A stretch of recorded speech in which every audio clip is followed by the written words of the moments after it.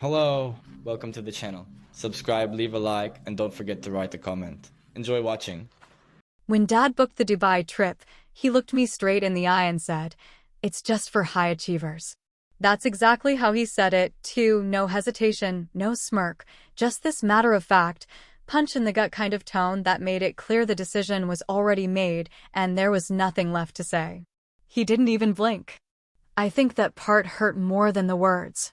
It wasn't that I expected to be invited. I'm not that naive anymore, but there's a difference between knowing you're invisible and having someone spell it out like a damn headline. Ryan was already in the living room, dragging his overpacked suitcase across the hardwood floors, laughing into his phone about sky lounges and Arabic Lamborghinis, whatever the hell that even means.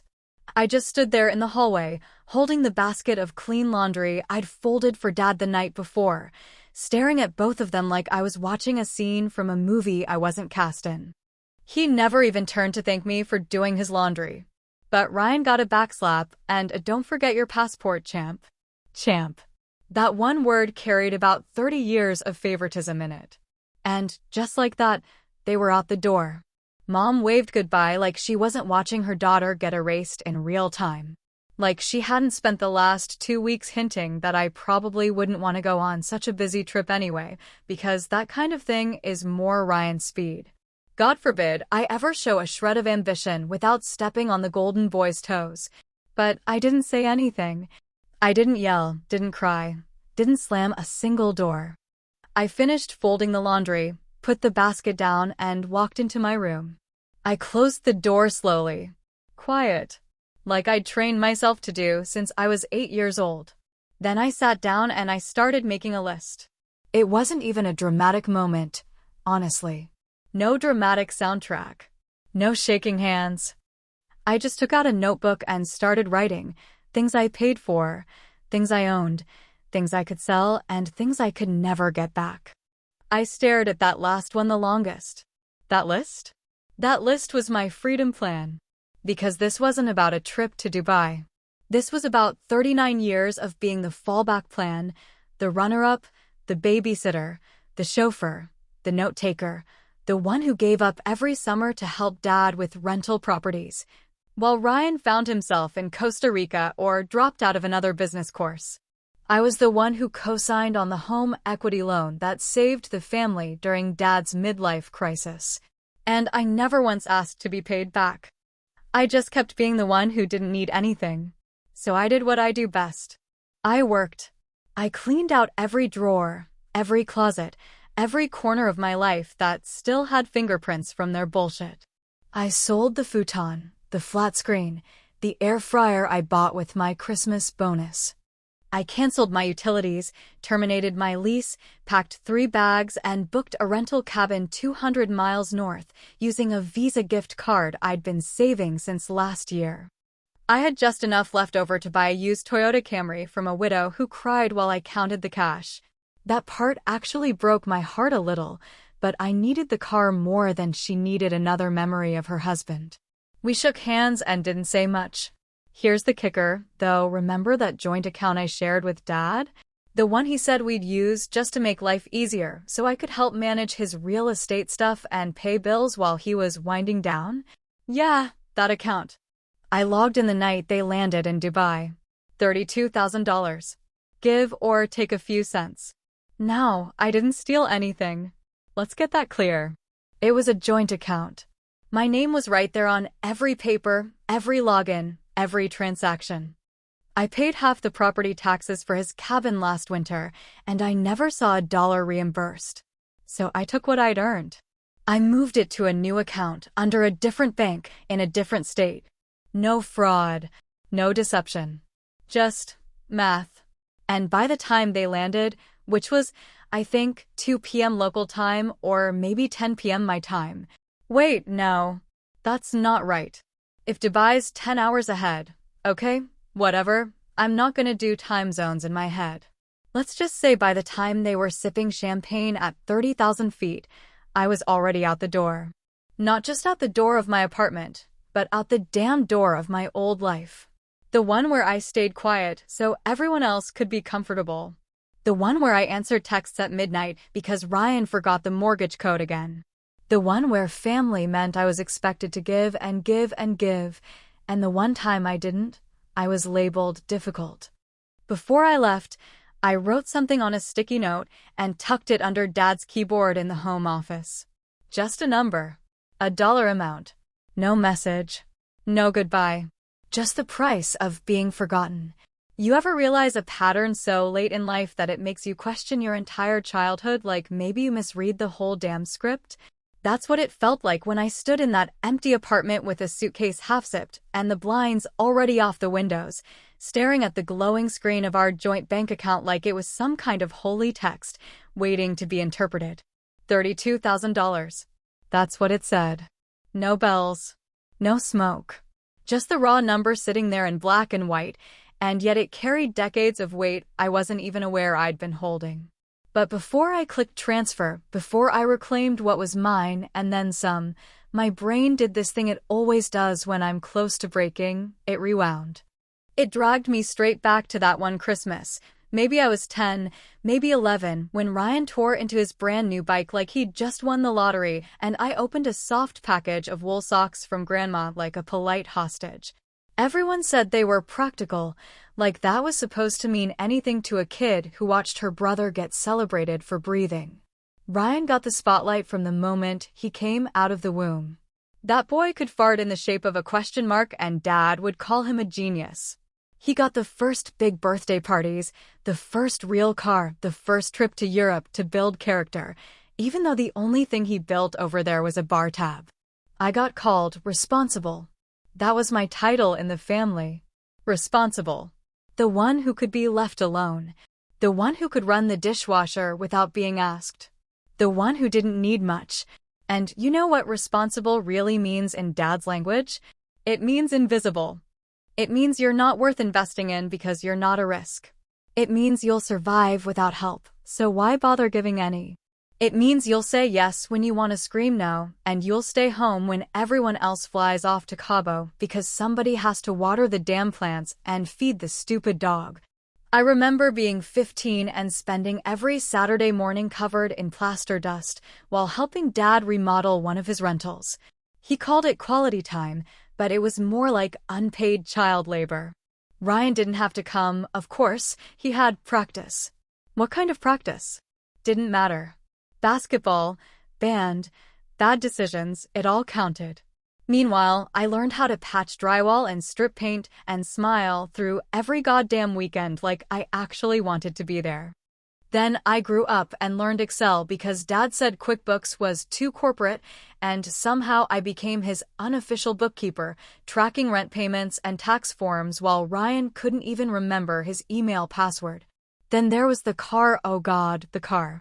Ryan crashed his first one within 6 months, completely totaled it. Mom cried, Dad sighed, and a week later, he had another. Boys will be boys, they said. When I scraped the side of a rental car on a pole in a grocery store lot, Dad didn't talk to me for 3 days. Said I was careless, said I should know better, said maybe I wasn't as responsible as he thought. That was the only time he ever took the word back. And it wasn't because I failed. It was because I cost him a deductible. I wish I could say this all came as a sudden realization, like lightning hitting the tree, but it didn't. It had always been there, like mold behind the wallpaper. You don't notice it right away because you're too used to the smell.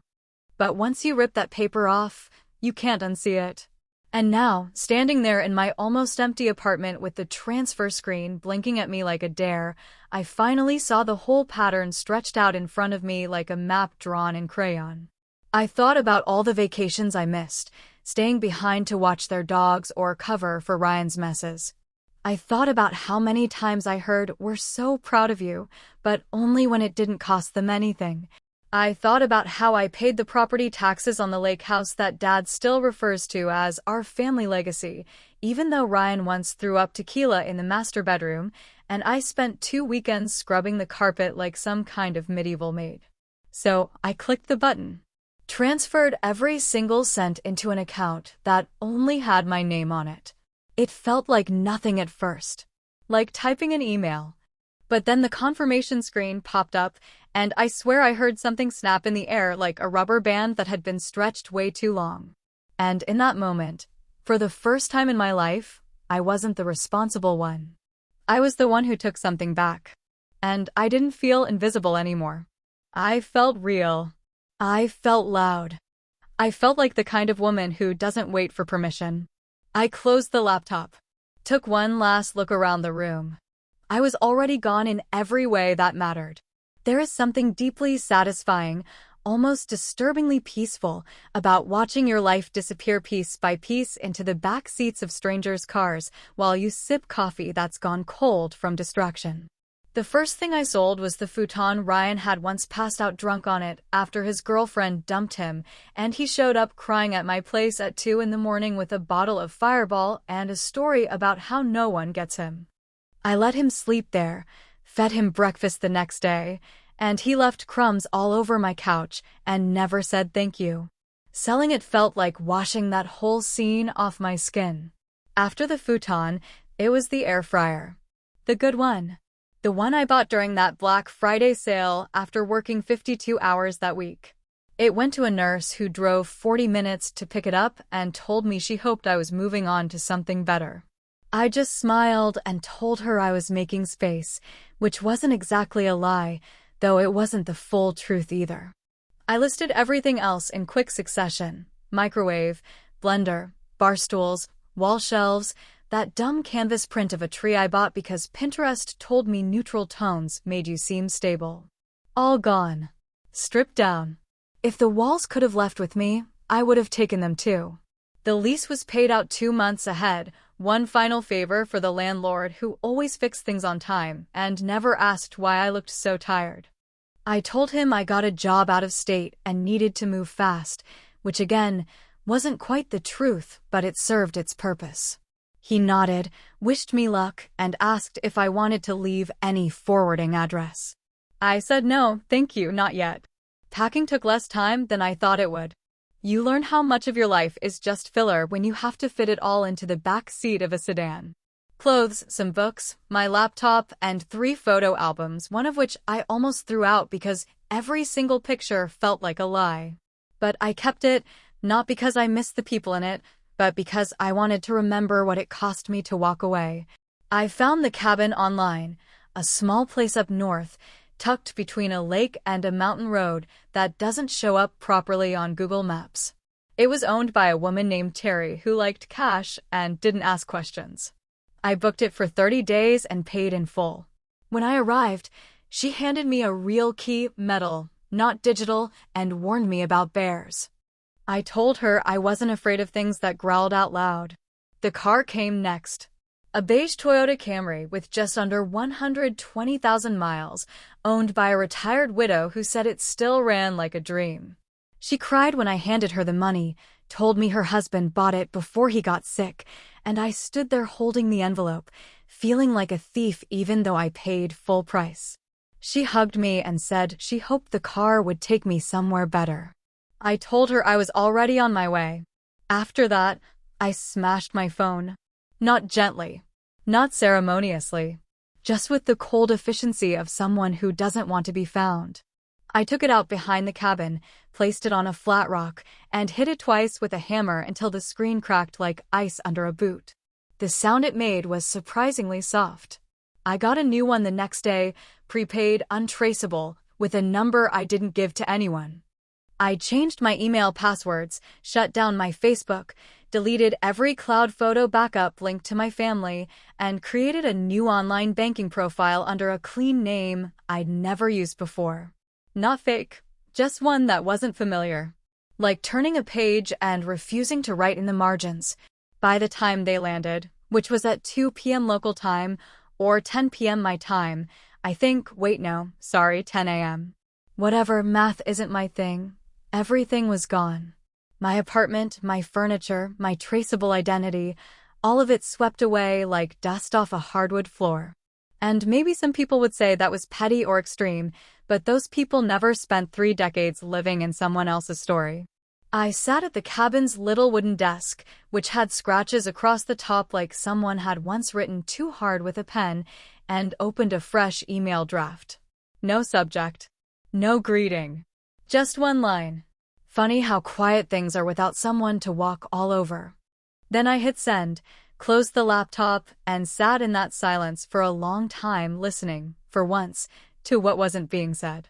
When they finally landed and shuffled into their suburban driveway, tin lines still fresh and luxury brand shopping bags slung over their shoulders like trophies from some royal hunt, I imagined for a moment that they might have noticed it right away, that something in the air had shifted. But no, people like them don't feel earthquakes until the floor's already cracked. I wasn't there to see it, of course, but I know how it went. I've been watching those men react to inconvenience my whole life, and this was far beyond missing a package or running out of ice cubes. It probably started with something small. Maybe Ryan opened the fridge expecting leftover Chinese and found a note where the dumplings used to be. Maybe Dad walked into the guest bedroom I used to stay in back when they let me and saw the mattress leaning against the wall, the closet door swinging open like it had been caught mid-confession. But the real unraveling wouldn't start until they tried to log into the account. That account.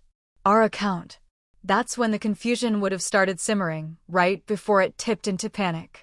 I know how Dad gets when something doesn't compute. He goes silent, hyper-focused, like a machine blinking red just before it melts down. Ryan, on the other hand, never met a problem he didn't try to solve by yelling at it. I can practically hear his voice echoing through their stupid open-concept kitchen, full of granite countertops I helped pick out and never got thanked for. He probably tried to reset the password 5 times before he realized it wasn't a glitch. And when he couldn't get in, I bet he called me. I bet his name lit up on the cracked screen of my dead phone over and over, probably screaming things like, "What the hell, and you better fix this," in that tone of voice he uses when he's not used to being told no. It's the same voice he used when his ex-girlfriend dumped him, and he came crying to me like I was the family therapist instead of just the backup sibling. But this time, no one picked up. The line rang out and died like it was never plugged into anything real. Then Dad tried. He wouldn't yell, not right away. He'd try logic first, like it was just a misunderstanding that could be ironed out with the right combination of patronizing words. He probably sat down at his laptop, reread my email 3 times, and decided it was emotional nonsense, some overreaction from his sensitive daughter. He's always preferred facts and figures to feelings, so I imagine he opened a spreadsheet to calculate how much of that $32,000 he thought I'd earned. And then, realizing the number was far too high, decided I'd misunderstood the arrangement. That's his favorite word, misunderstood. He used it when I asked why Ryan got a new car after crashing the last one, and I got nothing for getting promoted. He used it when I called out the fact that Mom hadn't visited me once in my new apartment, even though they'd driven 5 hours to see Ryan's new deck. "You're reading too much into it," he'd say. "Don't twist things." As if recognizing patterns is the same as holding a grudge. At some point, Mom got involved. Of course she did. Always late to the scene, always armed with blankets instead of solutions. I got her voicemail the next morning. Well, technically I didn't get it, but I played it from my old backup account, the one I kept just in case I ever wanted to remind myself why I left. Her voice was soft, shaky, like she was trying to hold together a vase that had already shattered. She said she didn't understand why I would tear the family apart like this. Said I was being rash, selfish, that I should come home so we could talk it through like adults. She always says that. Talk it through like adults. As if we ever actually talked about anything, ever faced the truth without someone brushing it under the rug before dinner. What she meant was come home so we can smooth this over and pretend it never happened. But the difference is, I don't pretend anymore. I live in the aftermath now. I chose the fracture over the facade. They didn't report me. That part's important. Because for all the anger, the betrayal, the big family speeches they've rehearsed 100 times in their heads by now, they couldn't touch me. Legally, it was a joint account. My name was on every line, every paper, every tax document. And if you really want to play fair, I'd probably say I took less than what I was owed. But you don't see fairness on spreadsheets. You see it in the way people treat you when they think they'll never have to pay you back. Ryan went to Facebook, of course. That was always his pulpit. I don't know if he thought I'd see it or if he just wanted an audience to clap for his drama. But the post was there, public, complete with a filtered photo of him in Dubai holding a cocktail like he was too heartbroken to enjoy it. Some people are just built for betrayal. Even family. That's what it said. I read it twice. Once for the words and once for the irony. Then I smiled. Not because it was funny, but because for the first time in my life, they finally felt what I felt. Powerless. Unheard. Left behind. The first morning I woke up in the cabin without checking my phone, without a single notification blinking like a demand, felt like slipping into warm water after standing in the cold for too damn long. There was no vibration beside the bed, no urgent calendar alert, no missed calls from Dad asking where his spreadsheet was or from Ryan needing help remembering the password to an account I never should have been managing in the first place. The air outside was crisp enough to sting the lungs a little, and for a moment I thought maybe peace felt like that, raw, quiet, and a little uncomfortable. The town I landed in wasn't much: one gas station, 2 diners, a grocery store where the cashier knew your name by the second visit, and a library that still used those paper sign-out cards stuck in the backs of books. But after a lifetime of being the responsible one, the fixer, the background character in other people's celebrations, that simplicity felt like luxury. Nobody here knew me. Nobody had any expectations of what I was supposed to be, or worse, what I had failed to become. I walked down the street without worrying about running into someone who wanted to catch up, which we all know is just code for measuring your life against theirs. I got a job doing something I'd never done before, which felt terrifying and exhilarating at once. Office assistant at a real estate title company. Not glamorous, not demanding, just steady and calm, the kind of place where people bring donuts on Fridays and no one cares if you say you don't feel like talking. I wore sneakers to work, left right at 5, and spent my evenings in silence, cooking dinner for one like it was an offering to myself after years of making meals I never got thanked for. But silence, as much as I wanted it, doesn't stay silent for long. After a few weeks of this new rhythm, wake up, coffee, work, dinner, walk, sleep, my brain started doing what it always does when things settle. It started digging. It's like part of me couldn't accept the quiet without first picking at every scar to see which ones would still bleed. That's when I started writing the letter. Not to them. Not to mail. Just to write. Just to get it out of my chest before it started rotting from the inside. If I had screamed that day, I wrote, pressing the pen a little too hard against the page, would they have heard me, or would they have just called me dramatic like always? It wasn't rhetorical. It was the kind of question I needed to ask out loud, even if no one would ever answer it. Because that's how it always went, me being told I was too sensitive, too rigid, too cold, too intense. Meanwhile, Ryan could break windows with his tantrums and still get invited to dinner. I was punished for being calm. He was rewarded for being loud. I kept writing, letting every sentence come out without editing, without trying to make it make sense to anyone else. I wrote about how taking the money didn't feel like justice.